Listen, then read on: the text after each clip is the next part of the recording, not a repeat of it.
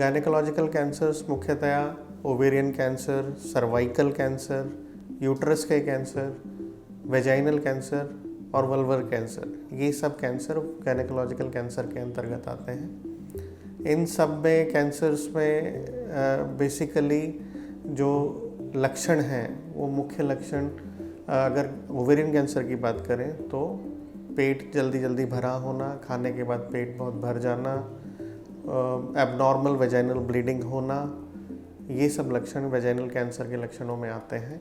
और ये लक्षण इतने नॉन स्पेसिफिक लक्षण होते हैं कि बहुत बार महिलाओं को नहीं पता चलता कि ये ओवेरियन कैंसर के लक्षण हैं।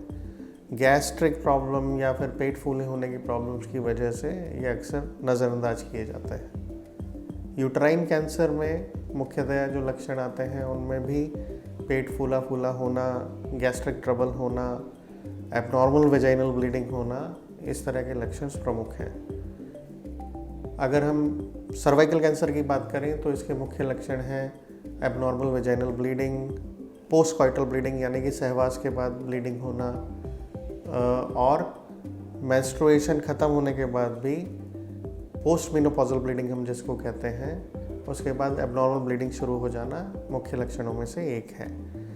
वल्वल कैंसर यानी कि भग्नाशय का कैंसर या वेजाइना के बाहर का कैंसर जो है, उसमें मुख्य लक्षण कि आपके जो जननांग हैं उनके चारों तरफ खुजली होना, वहाँ पर रंग बदल जाना, छोटे छोटे ट्यूमर्स निकल आना या एबनॉर्मली कोई भी ग्रोथ होना, इस तरह के लक्षण हो सकते हैं। वेजाइनल कैंसर में पेशाब करने में परेशानी होना, दर्द होना, वेजाइना के पार्ट का सिकुड़ जाना, सहवास करने में प्रॉब्लम होना, उसके बाद ब्लीडिंग होना, इस तरह के लक्षण प्रमुख होते हैं। तो इन लक्षणों के बारे में जानकर सही समय पर डॉक्टर की सलाह लेकर हम इनको जल्दी से पकड़ सकते हैं, इनका इलाज कर सकते हैं। अब इनके लिए रिस्क फैक्टर्स क्या हैं?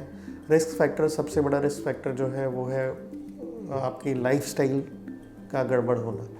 यदि अच्छा वेट मेंटेन करें, आइडियल वेट मेंटेन करें, खान पान की आदतों में सुधार करें और शराब, स्मोकिंग, इन सब से दूर रहें तो हम काफ़ी हद तक इन रोगों से बच सकते हैं। इनका इलाज करने के लिए सर्जरी एक मेन स्टे होता है, जिसमें ओवेरियन कैंसर्स को निकाला जाता है, पेट के अंदर की लाइनिंग को साफ़ किया जाता है और उसके बाद कीमोथेरेपी का ट्रीटमेंट दिया जाता है। सर्वाइकल कैंसर यानी कि सर्विक्स का जो कैंसर है, उसके इलाज में रेडिएशन और कीमोथेरेपी और सर्जरी, इन तीनों का रोल है। अगर अर्ली स्टेज है तो सर्जरी क्योर कर सकती है, और अगर एडवांस स्टेज है तो कीमोथेरेपी और रेडिएशन का मिला जुला के इलाज करने से पेशेंट ठीक हो सकता है। इसी तरह से वल्वल कैंसर या वेजाइनल कैंसर में सर्जरी